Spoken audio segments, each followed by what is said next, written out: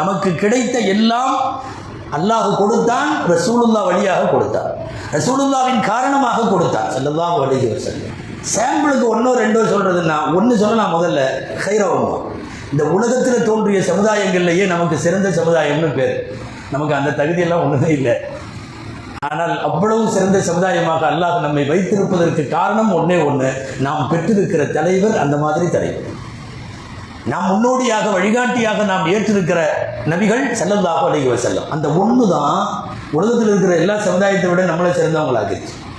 ரெண்டாவது ரசூலுல்லாஹ்வின் மூலம் நமக்கு கிடைத்த பெருஞ்சிறப்பு ஒன்று, இந்த உம்மத்தில் கலிமா சொன்ன அத்தனை பேருக்கும் சொர்க்கம்.